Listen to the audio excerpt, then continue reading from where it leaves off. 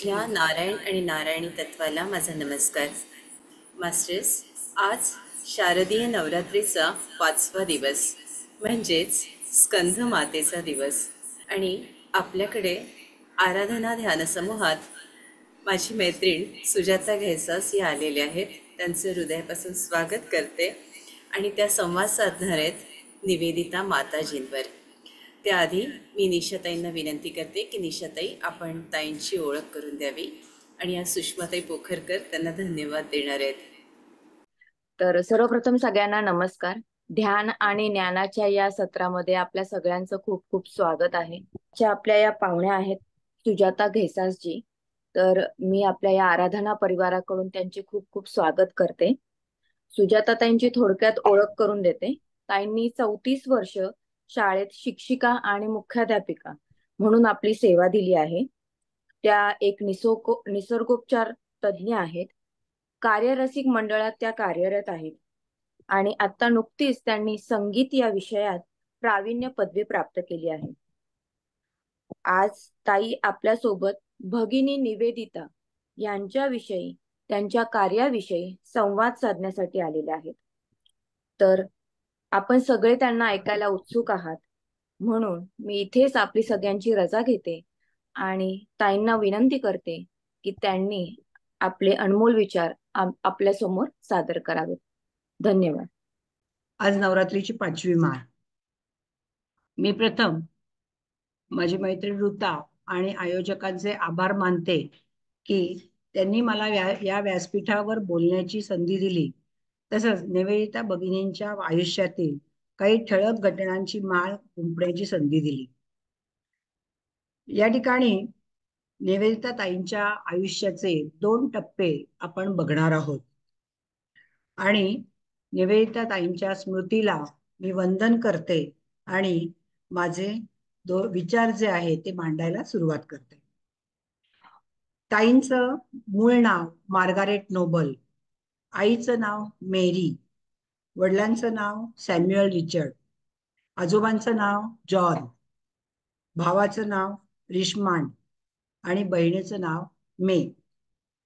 त्यांचं मूळ जे संपूर्ण घराणं होतं ते स्कॉटलंडचं होतं, पण पुढे आयर्लंडमध्ये आल्यानंतर हे सर्व ख्रिश्चन असल्यामुळे चर्चमध्ये राहत होते. त्यांचे वडील आणि आजोबा पाद्री होते आणि तिथे पैशाची काही ददात नव्हती. त्याचप्रमाणे ते धर्मप्रचारक होते. त्या काळी हिंदुस्थानामध्ये धर्मप्रचारणासाठी जाण्यासाठी खूप मोठं मानलं जायचं की तो एक मोठा मान आहे. पण नशिबाने त्या दोघांनाही तो मिळाला नाही. पण त्यांच्या आजोबांची वडिलांची इच्छा होती की आपल्या मुलीने तरी तिथे जावं. ताईंचा जन्म जो आहे तो जन्म 24 ऑक्टोबर 1867 साली झाला. जन्माच्या वेळी त्यांची आई अडली होती आणि दवाखान्यामध्ये तिने येशू ख्रिस्ताला मेरीने घेतलेला फोटो पाहिला होता आणि त्या फोटोला वंदन करून तिने सांगितलं होतं की मला जे कोणी अपत्य होईल ते अपत्य मी धर्मप्रचारासाठी देईन, माझी लवकर सुटका करा. आणि नंतर त्याच वेळी मार्गारेट ताईंचा जन्म झाला आणि इतर मुलांच्या पेक्षा या अशा वेगळ्या होत्या की आपण सर्वजण जन्माला आल्यावर पहिल्यांदा रडतो, पण या ताई मात्र पहिल्यांदा हसल्या. त्यांचं बालपण जे होतं ते चर्चमध्येच गेलं आणि त्यांचे वडील आजोबा जे काही त्या ठिकाणी प्रचारासाठी जी काही प्रवचनं करत होती ते प्रवचनं ऐकत ऐकत तसंच बायबल वाचत वाचत आणि एकीकडे अभ्यास करत त्या लहानाच्या मोठ्या झाल्या. नंतर त्यांच्या आजोबांना नेहमी वाटायचं की त्या नक्की मोठ्या प्रवचनकार होणार आहेत. फक्त एवढंच झालं की ते पाहायला त्यांचे आई वडील आजोबा कोणीच नंतर राहिलं नाही. त्यांनी बायबलचा अभ्यास केला. विलक्षण प्रतिभा आणि बुद्धिमत्ता यामुळे त्यांना प्रत्येक गोष्ट कसोटीला तावून सुलाखून काढण्याची सवय लागलेली होती. पण त्यांचा अभ्यास, अंतर्मुखता आणि चिंतनशीलता हे जे होते ते त्यांना गप्प बसू देत नव्हते. सतत त्यांच्या ज्ञानाची आस जी होती ती वाढत होती. तरुण वयामध्ये पदवी मिळवल्यानंतर त्यांनी शाळेमधल्या शिक्षिकेची नोकरी पत्करली आणि याच काळात त्यांच्या आयुष्यात एक तरुण इंजिनियर आला. त्यांचा परिचय वाढला. त्यांनी पुढे लग्न करायचं असंही ठरवलं. पण नियतीच्या मनात काहीतरी वेगळं होतं. त्या इंजिनियरचा काही छोट्या अपघातामध्येच मृत्यू झाला आणि त्याचा परिणाम त्यांच्या मनावर एवढा झाला की त्यांनी त्यावेळी ठरवलं की आपण काही झालं तरी सांसारिक जीवन जगायचं नाही. यापुढे आपण जे काय करू ते समाजासाठीच करू. ज्या शाळेत ते शिक्षिका होत्या तर त्या शाळेमध्ये त्या मुलांना विविध विषय शिकवत असत आणि आपले विद्यार्थी कला, क्रीडा, निरीक्षण या विविध विषयांमध्ये पुढे कसे जातील याचा त्या सतत ध्यास घ्यायचा आणि त्यामुळे त्या लोकप्रिय अध्यापिका म्हणून त्या रेक्सॅम या गावामध्ये प्रसिद्ध होत्या. त्यांच्या बाबतीत असं म्हटलं जातं की जो त्रिविध तापे तापिला, पोळला संसार दुःखे दुखविला, तोची अधिकारी झाला परमार्थाचा. त्यांच्या पुढे त्यांच्या वडिलांचा मृत्यू झाला आणि त्यांच्यातील नचिकेत जागा झाला. त्यांचं अध्यात्माचं वाचन अभ्यास याची गोडी त्यांना जास्त लागली. मग त्या विज्ञान आणि अध्यात्म ह्या एकमेकांशी संबंध जोडू लागल्या आणि त्यांच्या असं लक्षात आलं की जसे जसे नवे सिद्धांत येत आहेत तसं तसं अध्यात्मातील ग्रंथातले ज्या गोष्टी आहेत त्या गोष्टींना तडा जातोय.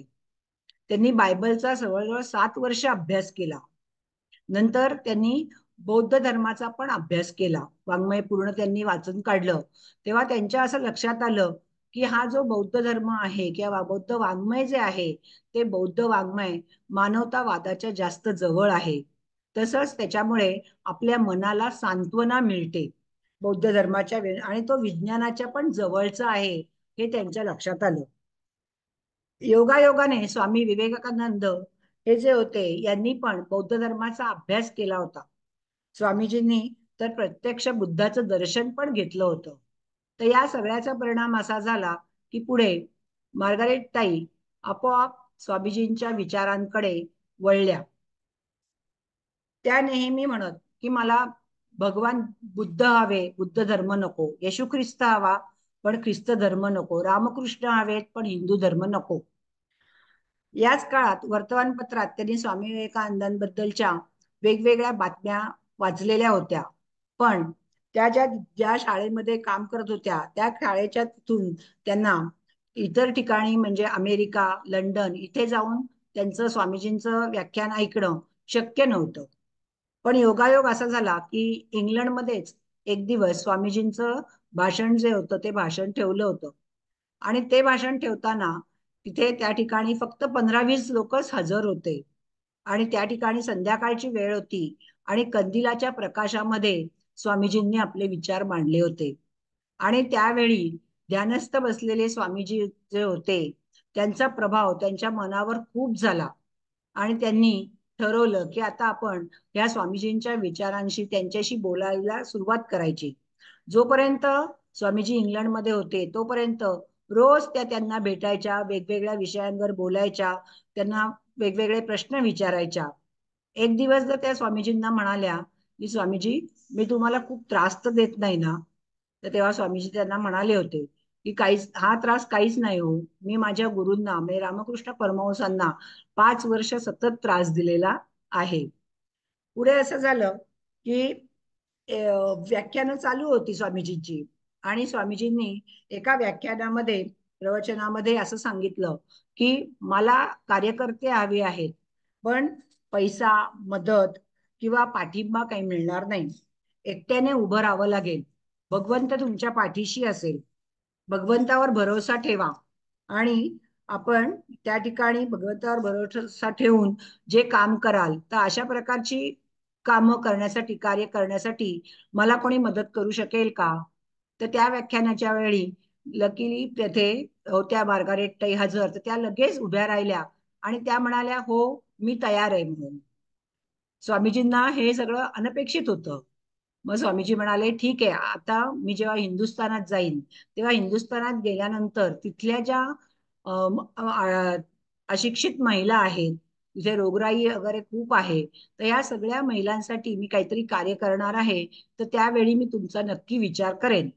तोपर्यंत तुम्ही इथे रेक्सॅम मध्ये राहूनच तुमचं जे कार्य आहे ते कार्य चालू ठेवा. 1 मे 1897 रोजी स्वामीजींनी सगळ्यांसाठी म्हणून रामकृष्ण आश्रमाची स्थापना केली आणि त्या रामकृष्ण आश्रमाच्या स्थापनेतून गरीब लोकांची सेवा करायची यासाठी एक मोठं व्यासपीठ मिळालं.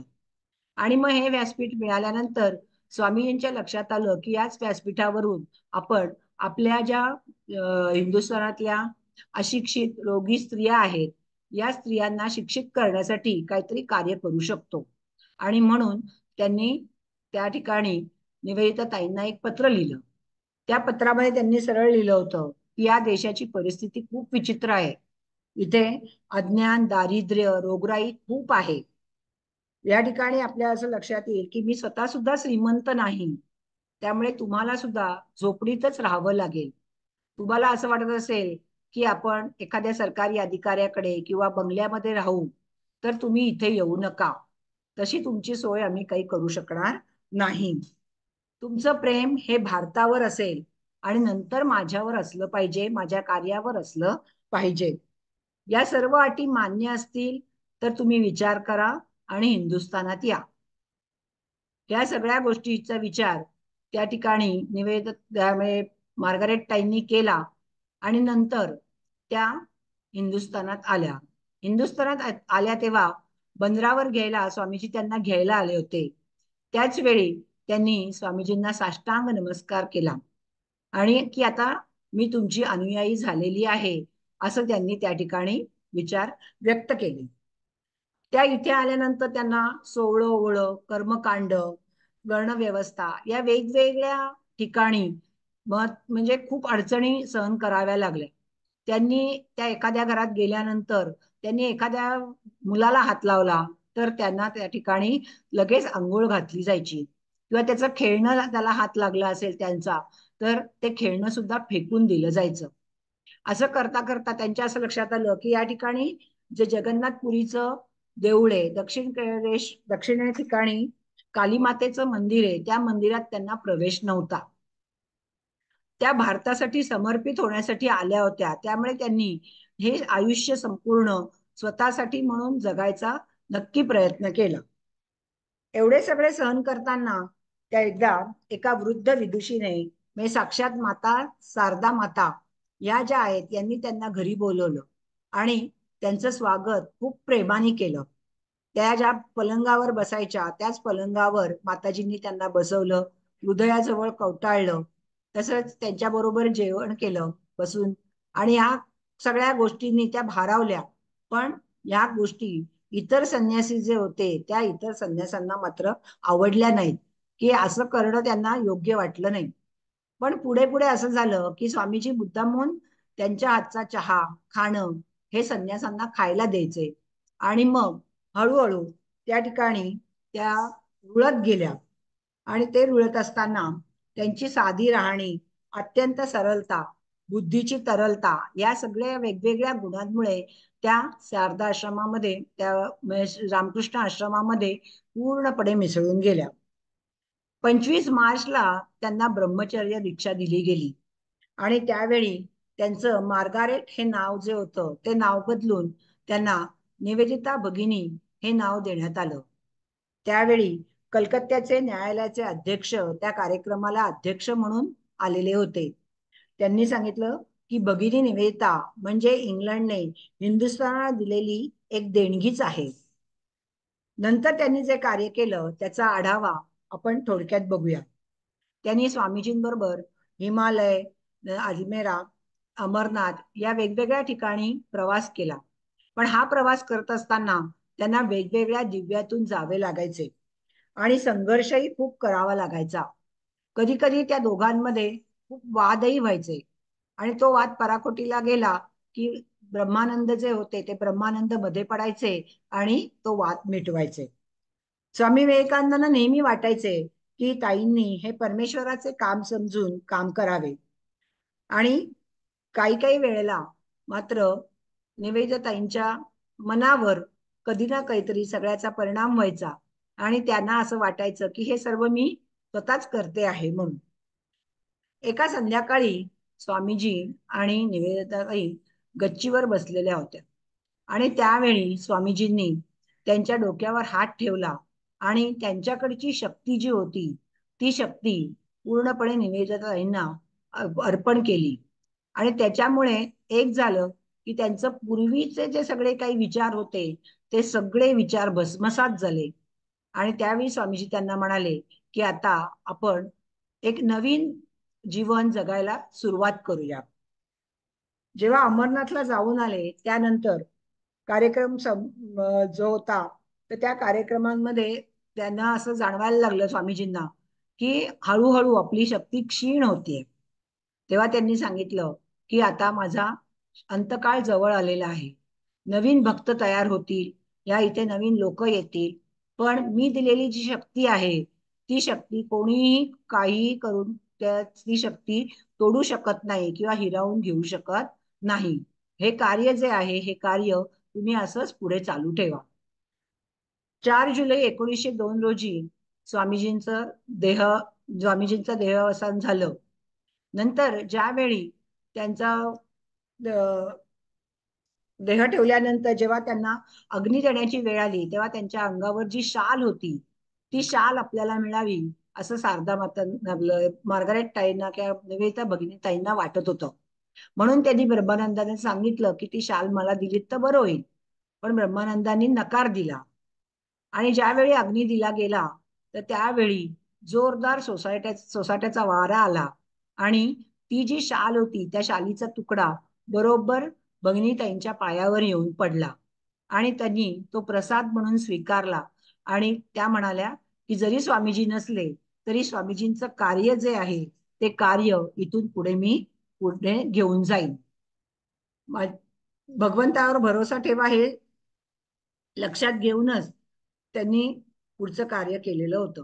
शेवटी शेवटी स्वामीजींना त्यांनी विचारलं होतं की मी कोणत्या प्रकारचं कार्य करायला पाहिजे. पण त्यावेळी स्वामीजींनी सांगितलं होतं की आता तुम्ही जगन्मातेलाच विचारा, त्याच तुम्हाला काय तो संपूर्णपणे सल्ला देतील. ताईंनी राजकारणात त्याच्यानंतर प्रवेश केला आणि राजकारणात प्रवेश केल्यामुळे त्यांना जो याचा आश्रम होता तो आश्रम रामकृष्ण आश्रम मात्र सोडावा लागला, कारण तिथल्या संन्याशांना हे मान्य नव्हतं. मग त्यांनी स्वतंत्रपणे आणि स्वाभिमानाने आपलं कार्य जे आहे ते कार्य पुढे चालू ठेवण्याचा प्रयत्न केला. त्यांनी महिलांना स्वच्छतेचं महत्व पटवायला सुरुवात केली. त्यासाठी ठिकठिकाणी जाऊन स्वतः संडास साफ केले होते. प्लेग आलेला असताना त्या सगळ्या रुग्णांमध्ये त्या मिसळल्या आणि त्यांनी त्या प्लेगच्या साथीमध्ये झालेल्या रोग्यांना जास्तीत जास्त बरं करण्याचा प्रयत्न केला. त्यांच्या असं लक्षात आलं की इथली जनता खूपच गरीब आहे, तर त्यामुळे त्यांना खायला प्यायला मिळत नाहीये. तर त्यांनी त्यांचं सकाळचं दूध जे होतं ते दूध सुद्धा त्यासाठी सोडलेलं होतं. त्यांना कोणी मिठाई वगैरे दिली तर ती मिठाई सुद्धा त्या बांधून घेत आणि प्रफुल्लमुखी नावाची एक त्यांच्या ओळखीची मुलगी होती त्या मुलीला खायला घालत. स्वामीजींच्या पश्चात इंग्लंडचे जे काही स्वामीजींचे शिष्य होते त्या शिष्यांनी त्यांना खूप सहकार्य केलं. तसंच शारदा माता आणि मठातले इतर संन्यासी जे होते त्या संन्यासांनी पण त्यांना खूप मदत केली, पाठिंबा दिला. नंतर नंतर असं झालं की त्यांनी मुलींसाठी वसतिगृह, शाळा, शारदा मंदिराची स्वतः स्थापना केली. आणि त्यांच्या लक्षात आलं की आता हळूहळू जेव्हा भारताचं स्वातंत्र्य जवळ येत आहे तर त्यावेळी त्यांनी सगळीकडे जाऊन राम सीता यांचं महत्व सगळ्या लोकांना सांगायला सुरुवात केली. जे तसंच निधी पण त्यांनी गोळा केला. त्यांना खूप वाटायचं की वंदे मातरम हेच आपलं राष्ट्रगीत असलं पाहिजे आणि भगवा झेंडा हाच आपला ध्वज असला पाहिजे. पुढे रवींद्रनाथ टागोरांच्या गोरा आणि काबुलीवाला या दोन कादंबऱ्या ज्या होत्या त्या कादंबऱ्यांचं त्यांनी इंग्रजी भाषेमध्ये रूपांतर केलं. आणि मला आठवतंय की काबुलीवाला हा सिनेमा लहानपणी आम्ही हिंदी मध्ये पाहिलेला पण होता. त्या कादंबरीवर आधारित होता तो सिनेमा. त्याच वेळी अरविंद घोष यांना प्लेग झाला होता. आणि तो प्लेग झालेला असताना वंदे मातरम हे जे वर्तमानपत्र होतं त्याचं संपादकपद पण सुद्धा त्यांनी स्वीकारलं आणि त्याची जबाबदारी त्यांनी पूर्णपणे पार पाडलेली होती. पण हे सगळं करत असताना त्यांचा मूळ विचार जो होता तो स्वदेश आणि राष्ट्रीय शिक्षण हाच महत्वाचा त्यांचा विषय होता सगळीकडे. आणि हे सर्व करताना त्यांची प्रकृती मात्र बिघडत गेली. ती प्रकृती बिघडल्यानंतर त्या दार्जिलिंगला थोडे हवा पालट म्हणून आल्या, पण त्याचा फारसा त्यांना काही फायदा झाला नाही. त्यांना नेहमी वाटायचे की हे जग अजात शत्रू असावे, कोणी कोणाचा द्वेष करू नये, सगळ्यांनी प्रेमाने राहिलं पाहिजे आणि सगळ्यांनी मानवतावाद हा विचार महत्वाचा ठेवला पाहिजे. आता त्या काळात जसा ह्या विचारांची गरज होती तसं मला वाटतं आता आपण जी इराण इस्रायल यांची जी युद्ध पाहतोय तर त्यावेळी सुद्धा आपल्याला हे विचार अतिशय बहुमोलाचे आहेत याची मला जाणीव झाली. सतत स्वामीजींचं म्हणणं असायचं की सतत कार्य करत राहा, सगळ्यांच्या कल्याणासाठी तुम्ही कार्य करा. आणि हा स्वामीजींचा संदेश या निवेदिता भगिनी यांनी पूर्णपणे आयुष्यभर हे केला, पेलला आणि त्या तशा आयुष्य जगल्या. भगिनी निवेदिताताईंचे जीवन म्हणजे स्वामी विवेकानंदांच्या स्वप्नांच्या परिपूर्तीची परिसीमा आहे. शेवटपर्यंत त्यांनी तन मन धन या दृष्टीने झिजल्या आणि भारत देशाच्या एक भारतीय संन्यासिनी, भारतीय तपस्विनी आणि भारतीय संस्कृतीवर प्रेम करणारी एक विदेशी विदुषी म्हणून स्वतःचं नाव कमावलं.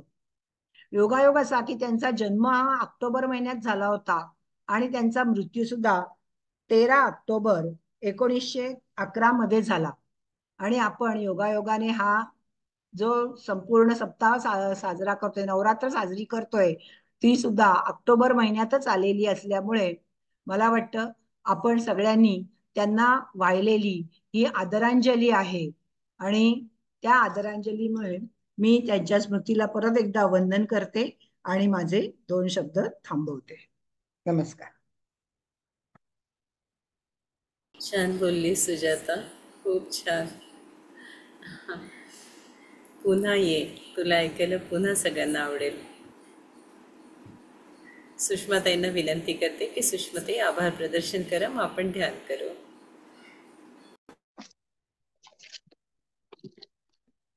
नमस्ते ताई. आज आराधना ग्रुप तर्फे तुमचं खूप स्वागतच आहे. आणि नवरात्रीच्या 5व्या माळेला तुम्ही भगिनी निवेदिता ह्या परदेशात मूळ असलेल्या स्त्री भारतात येऊन त्यांनी आपल्यासाठी एवढं कार्य केलं, हे खूप छान सुंदररित्या सांगितलं. त्यांच्या आयुष्यातले 2 टप्पे खूप सुंदररित्या तुम्ही की इंग्लंडला अगोदर त्या परदेशात राहून त्यांनी स्वामींच्या विचाराने प्रेरणा घेऊन तुला झोपडीत राहावं लागेल, काहीही साधना मिळणार नाहीये, हे मनावर ठसवून त्या भारतात आल्या आणि भारतातल्या महिलांसाठी काम करायचं ह्या विचाराने खूप प्रेरणा मिळाली. आणि त्या प्रेरणेने त्यांनी आपल्या भारतात येऊन नाव कमवलं, ही खूप मोठी गोष्ट आहे. आणि ह्या प्रत्येक चरित्रातून आम्हाला नक्कीच काही ना काहीतरी एक एक प्रकाशाचा धागा, ज्ञानाचा धागा मिळतोय. आणि ह्या स्त्री शक्तीचा जागर आणि आपल्यातले गुण शोधण्यासाठी खूप छान आम्हाला हे मार्गदर्शक ठरतंय. त्यांनी मुलांसाठी प्रयत्न केले, कला क्रीडात मुलांना पुढे जाण्यासाठी मार्गदर्शन केलं. परत बौद्ध वाङ्मयाचा अभ्यास करून त्यांना तिथे स्वामींची भेट झाली. आम्हाला ह्याबद्दल खूप कमी माहिती होती आणि तुम्ही सांगितल्यामुळे ते खूप प्रकाश पडला त्याच्यावरती. आणि स्वामींनी त्यांना दीक्षा दिली, डोक्यावर हात ठेवून जी शक्ती दिली त्या प्रेरणेतून त्यांनी पुढे खूप मार्गक्रमण केलं आणि राजकारणातही प्रवेश केला. स्वच्छतेचे महत्व पटवून दिले. प्लेगच्या साथीतही त्यांनी काम केलं. म्हणजे परदेशातल्या स्त्रीनी येऊन भारतात काही गाठीला नसता फक्त विचार घेऊन सुद्धा आपण काम करू शकतो, हे खूप मोठं मार्गदर्शक तत्व आम्हाला मिळालं. आणि त्यांनी तोच विचाराने प्रेरित झाल्या. स्वदेश आणि राष्ट्रीय शिक्षण हा मूळ विषय. ह्या घेऊन त्या पुढे गेलेल्या. आणि मानवतावादी विचार तुम्ही जो सांगितलात की त्यावेळी जसा गरजेचा होता तसा आत्ताही तो आहे, हा तुमचाही विचार आम्हाला छान पटला अगदी मनाला. आणि स्वामींच्या विचारांची परिपूर्णता म्हणजे आपल्या भगिनी निवेदिता ताई, हेही खूप छान. आणि या ऑक्टोबर महिन्यातला जन्म, ऑक्टोबर महिन्यातला मृत्यू आणि ऑक्टोबर महिन्यातला नवरात्र हे आमच्या दृष्टीने खरं सार्थक झालं आणि आम्हाला ते खूप परिपूर्ण वाटतंय, मार्गदर्शक वाटतंय. आणि त्यासाठी आम्हाला नक्कीच प्रगतीच्या पथावर नेणारं आहे हे तुमचं विवेचन. त्यामुळे खूप खूप धन्यवाद ताई. आज तुम्ही आम्हाला भगिनी निवेदिता ताई दाखवून दिल्यात आणि अजूनही पुढे त्यांच्याबद्दल ऐकायला आम्हाला खूप आवडेल. त्यामुळे धन्यवाद, खूप खूप धन्यवाद ताई. परत यावं आणि आम्हाला मार्गदर्शन करावं. त्यामुळे आम्हाला स्वामींच्या पण विचारांची परत एकदा उजळणी म्हणा किंवा नव्यानेही माहिती होतीये आणि आम्हालाही ते मार्गदर्शक ठरणार आहे. धन्यवाद ताई.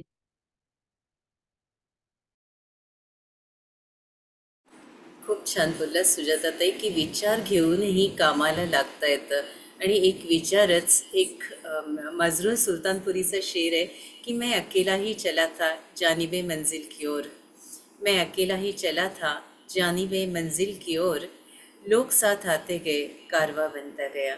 स्वामी विवेकानंदांचा हा एक विचार घेऊनच ते हिंदुस्थान त्यांनी सोडलं होतं आणि अमेरिकेत त्यांनी कशी क्रांती घडवून आणली. आपण याच्यावर विस्तृतपणे आपल्या आराधना ध्यान समूहात अनेक सेशन्स घेतले आहेत. पण एक वेगळा आयाम, वेगळा विचार सुजाता पुढच्या कार्यक्रमातून आपण जरूर ऐकूया तुझ्याकडून. Thank you very much. आपण ध्यानाला सुरुवात करूया. सगळ्यांनी आपले चष्मे वगैरे काढून ठेवावे अगदी हळूवारपणे आणि आपले सुंदर डोळे अगदी कोमलतेने मिटून घ्यावे. एकदम शांत व्हा मास्टर्स, मला एकदम शांत. आपण आवाहन करतो आहोत माता निवेदिता, स्वामी विवेकानंद, शारदा माता आणि परमहंसांना एकदम शांत.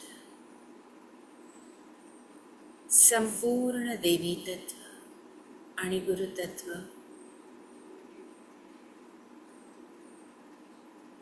शांत होत चला मास्टर्स.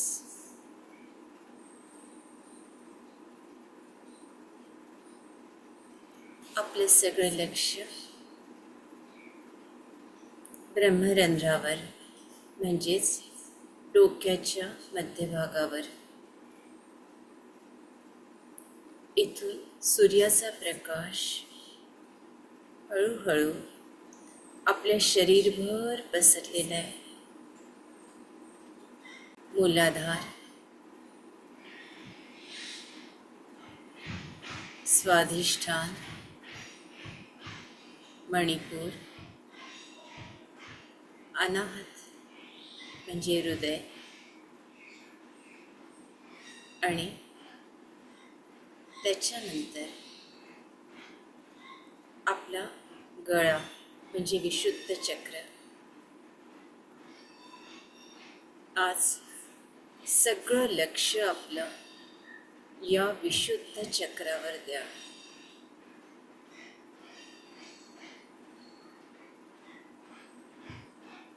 मास्टर्स,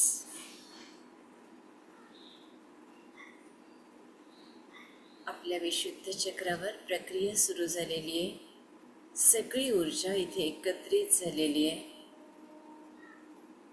आणि इथून संपूर्ण शरीरभर ती पसरते.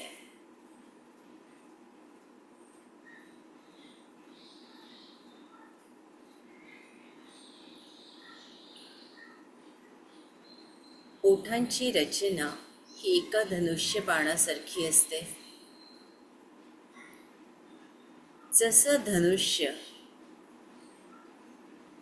एक बाजू स्थिर असते आणि प्रत्ययांच्या मागे पुढे नेल्या जाते,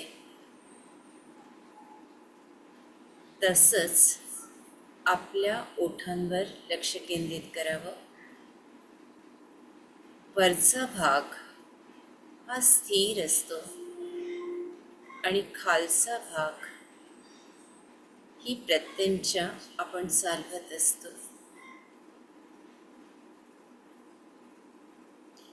एकदा ओठातून शब्द गेला की पुन्हा तो मागे फिरून येत नाही. कळत नकळत आपल्याकडून अनेक चुका होतात आणि याचा परिणाम विशुद्ध चक्रावर होतो. मास्टर्स, आधी संकल्प करूया की कळत नकळतपणे आमच्याकडून बोलताना काही चुका झाल्या असतील तर आम्हाला क्षमा करा. मी मला क्षमा करते आणि ज्यांना मी दुखवलंय त्यांनाही क्षमा मागते.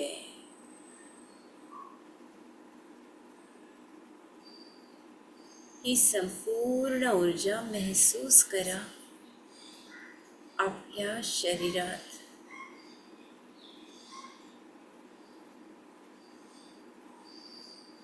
शांत होत चला मास्टर्स, एकदम शांत.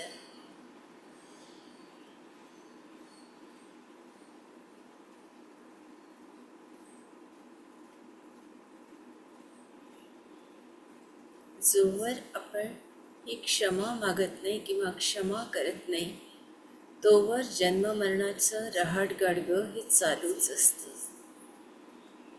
त्याच्यामुळे क्षमा क्षमा आणि क्षमा. संपूर्ण लक्ष आपल्या विशुद्ध चक्रावर.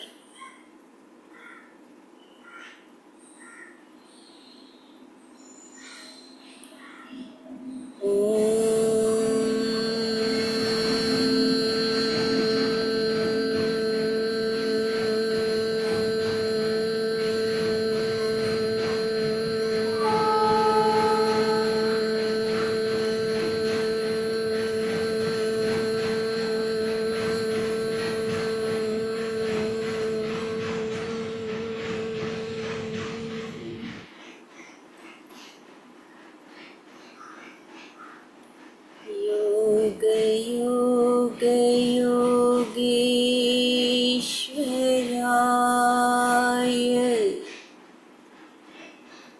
काले काले कालेश्वराय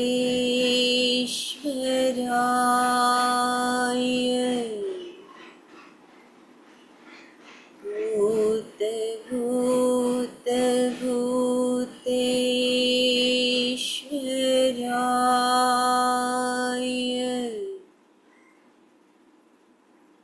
शिव शिव सर्वेश्वराय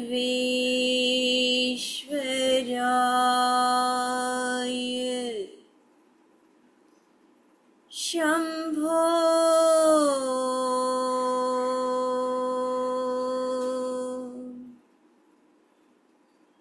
शंभो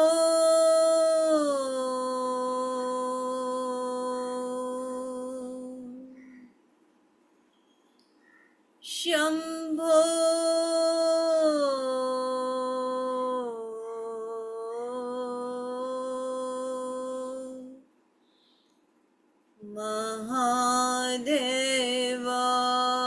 महादेवाय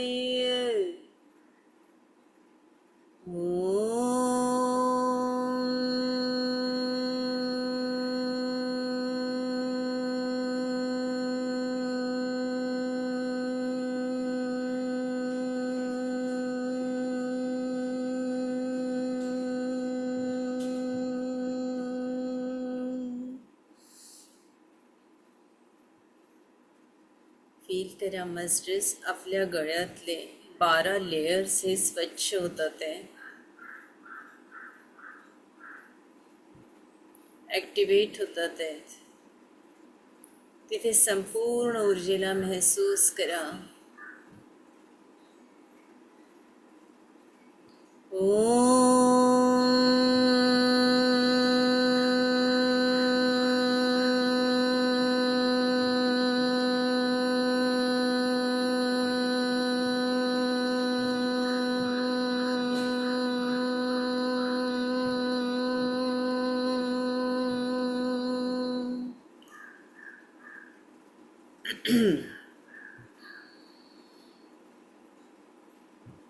कृष्णाय वासुदेवाय हरये परमात्मने प्रणतः क्लेशनाशाय गोविन्दाय नमो नमः।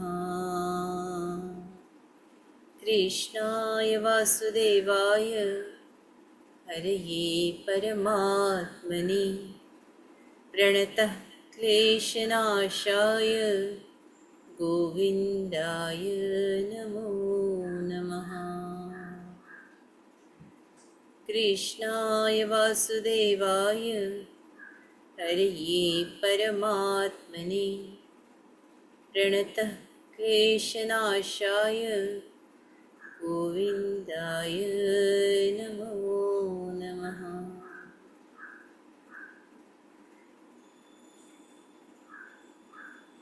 आपले संपूर्ण लक्ष आपल्या जिभेवर द्या मास्टर्स। नमस्ते शारदे देवी सरस्वती मतिप्रदे वसत्वं मम जीवाग्रे सर्वविद्याप्रदा भव। नमस्ते शारदे देवी सरस्वती मतिप्रदे वसत्वं मम जीवाग्रे सर्वविद्याप्रदा भव। नमस्ते शारदे देवी सरस्वती मतिप्रदे वसत्वं मम जीवाग्रे सर्वविद्याप्रदा भव। गुरु नानक जी यांची ऊर्जा आपल्या सगळ्यांपर्यंत पोचते।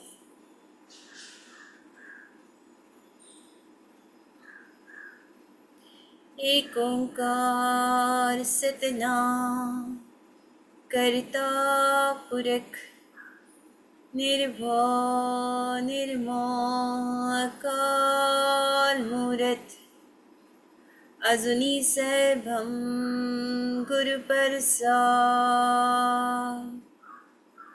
आदि सच जुगादि सच है भी सच उसी भी सच राम राम राम।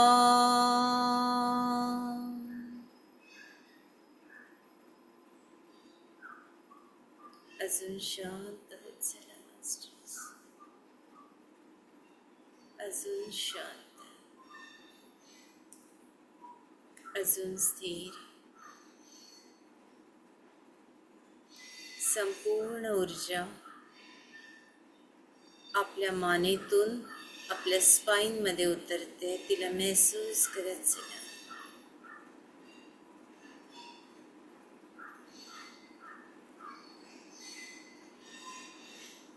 आपल्या स्पाईनमधून ही ऊर्जा खाली खाली जाते। प्रत्येक मणक्याला ही ऊर्जा मिळते। मास्टर्स, आपल्या पूर्वजांनी लावलेले शोध, त्यांनी मिळवलेली विद्या, याला सुद्धा आपल्याला कनेक्ट करता येतं। कुठलीही पुस्तक वाचण्याची गरज नसते, फक्त आपल्या स्पाईनला त्यांच्याशी कनेक्ट करायचं असतं। आज गुरु नानक आपल्याला मदत करतात आहे। You are totally connected with them.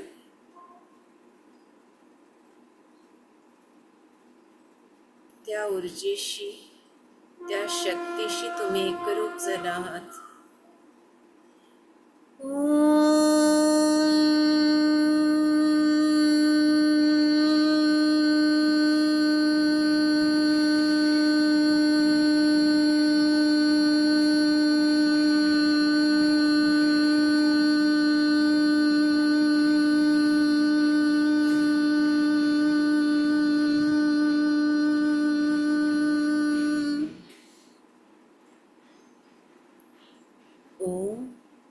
दुर्गे जय दुर्गे जय जय दुर्गे।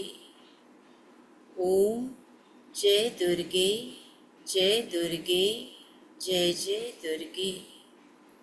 ओम जय दुर्गे जय दुर्गे जय जय दुर्गे। ओम जय दुर्गे जय दुर्गे जय जय दुर्गे। ओम जय दुर्गे जय दुर्गे जय जय दुर्गे।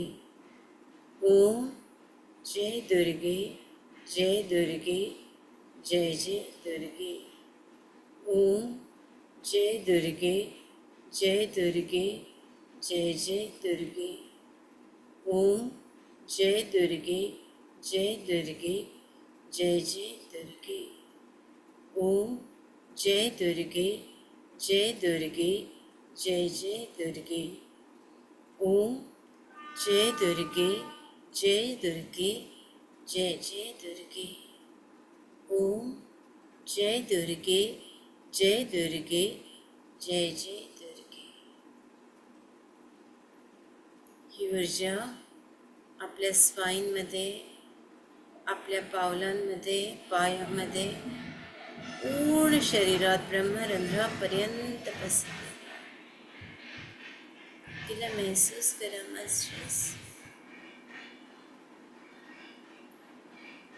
ओम नमस्ते अस्तु भगवन् विश्वेश्वराय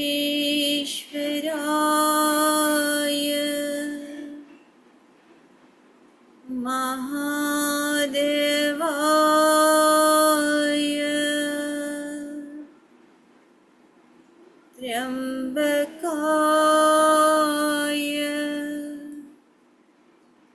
त्रिपुरांतकाय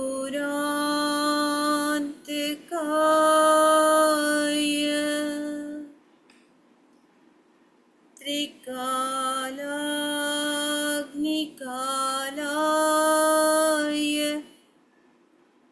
कालाग्निरुद्राय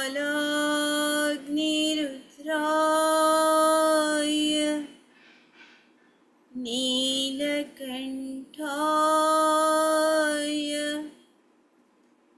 मृत्युंजयाय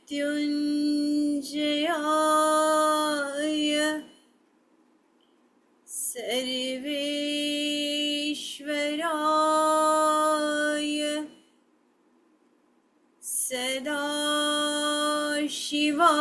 सदाशिवाय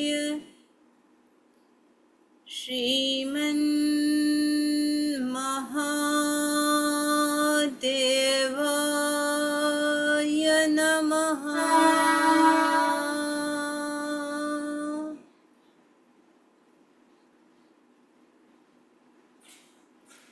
ॐ त्र्यम्बके यजामहे सुगन्धिं पुष्टिवर्धनम् उर्वारुकमिव बन्धनात् मृत्योर्मोक्षीयमामृता। ॐ स्वः भुवः भुः ॐ सः जूं रां ॐ रां जूं सः ॐ भूर्भुवस्वः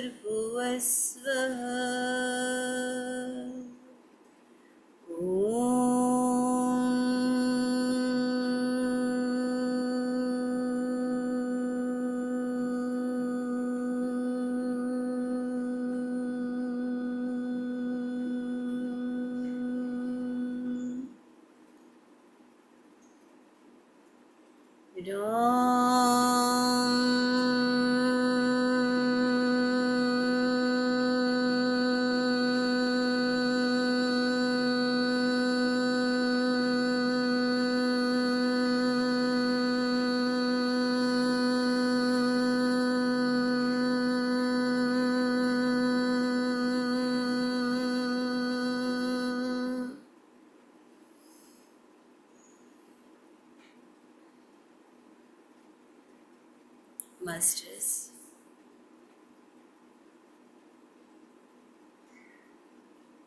गुरु नानक ही संपूर्ण प्रोसेस आपल्याकडून करून घेतात आहे. मी इथे फक्त एक माध्यम आहे.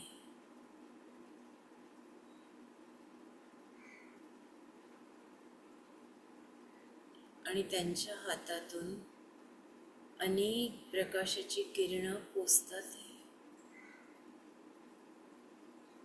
मास्टर्स, मी आपल्याला खूपदा विनंती करत असते, पूर्णपणे आपण हे ध्यानातून घ्या. खिडक्या बंद करून बसू नका. गुरुतत्व तुमच्या समोर असतं आणि तुम्ही खिडक्या दारं बंद करता. हे एक अद्भुत असतं मास्टर्स. अद्भुत गोष्टी आहेत ह्या.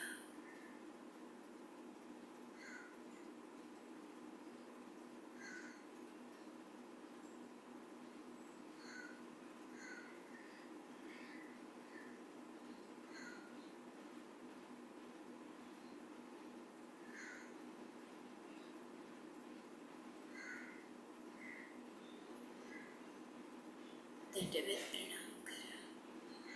संपूर्ण गुरुतत्व आहे, देवी तत्व.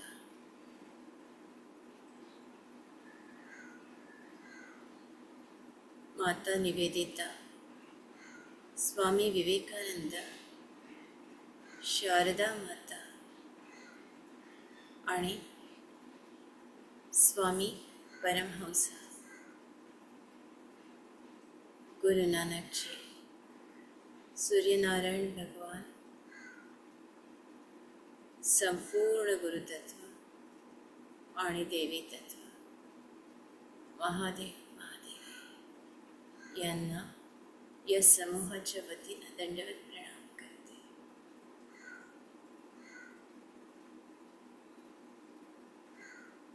आपल्याला विनंती करते की आपले दोन्ही हात आपल्या डोळ्यांवर घ्यावे. 5, 4, 3, 2, 1, 0. या विश्वाला आशीर्वाद द्या मास्टर्स. या विश्वाचं कल्याण होतं आहे. या विश्वात सगळे ध्यानी, ज्ञानी आणि शाकाहारी आहेत. सगळे शेतकरी, शेतमजूर, कामगार, कारागीर, सैनिक, इथल्या स्त्रिया, मुली, गाई वासरं, पशु पक्षी, धरणी माता सगळे आनंदित आहेत, सुरक्षित आहेत. आम्ही आमचे घरं सुरक्षित आहे. आपल्या भोवती एक सुरक्षा कवच तयार झालं आहे मास्टर्स. आपल्या घराभोवती एक सुरक्षा कवच.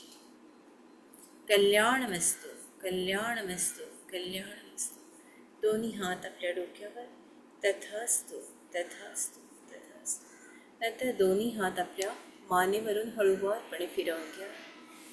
कल्याणमस्तु, कल्याणमस्तु, तथास्तु, तथास्तु. आपण ताईंशी संवाद साधू शकता. आपल्याला हँड रेज करायचे असेल तर कृपा करून हँड रेज करावे, म्हणजे त्यांच्याशी बोलता येईल. नमस्कार ताई. नमस्कार. सिस्टर निवेदिता म्हणजे भगिनी निवेदिता यांच्याबद्दल फारशी माहिती नव्हती. ऐकून माहिती होतं, डोंबिवलीमध्ये राहते, तिथे शाळा आहे, एवढंच माहिती होतं. पण आज तुम्ही गोष्टी रूपाने खूप छान माहिती सांगितलीत आणि म्हणजे आम्हाला खूप नवीन नवीन चरित्र या ह्याच्यामुळे ऐकायला मिळत आहेत आणि खूप छान त्यांचं कार्य. आणि आता अजून जाणून घेण्याची उत्सुकता वाढली आहे, कारण त्यामुळे स्वामी विवेकानंदचं पण कार्य खूप काही माहिती नाहीये. आहे थोडंफार जे शाळेत किंवा जसं माहिती असतं तसं. पण तुम्ही गोष्टी रूपाने ताईंबद्दल, निवेदिता ताईंबद्दल जे काही सांगितलं ते खूप उत्तम होतं. आणि खरंच जसं मगाशी सुषमाताई म्हणाल्या की एक विचार घेऊन आपण काय कार्य करू शकतो. खरंच आहे, एक विचार, फक्त आपल्या मनाचे विचार पॉझिटिव्ह असले तर सगळ्या गोष्टी पॉझिटिव्ह होतात. हे तर या ध्यान समूहातून पण आम्ही शिकतोच आहोत. आणि खरंच आहे, खूप खूप धन्यवाद तुम्ही आलात. आणि परत सांगायला त्यांचं अजून जीवन कार्य उलगडून सांगितलं तर आम्हाला खूप आवडेल. नक्की परत या. खूप आभारी आहे. थँक्यू.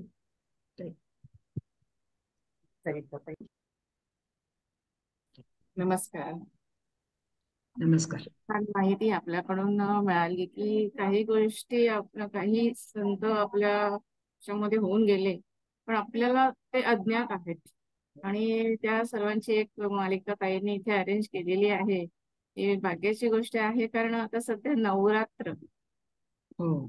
नवरात्र म्हणजे देवीचा. आणि निवेदिता भगिनींच्या आईची इच्छा होती जन्माच्या वेळेस आपल्या सांगण्यामध्ये हम्म. आली की त्यांनी असं हे कार्य करावं, आणि खरंच त्यांच्या आईची इच्छा त्यांनी पूर्ण पूर्ण केली. किती सुंदर आहे हा विचार.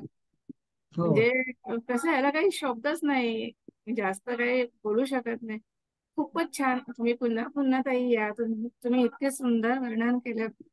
छानच वाटलं. मंत्रमुग्ध झालो होतो आम्ही ऐकताना. अगदी धन्यवाद. तुम्हाला काही लिहायचं असेल तर तुम्ही आपला मेसेज त्यांना पाठवू शकता. मी त्यांच्यापर्यंत पोचता करीन. ठीक आहे मास्टर्स.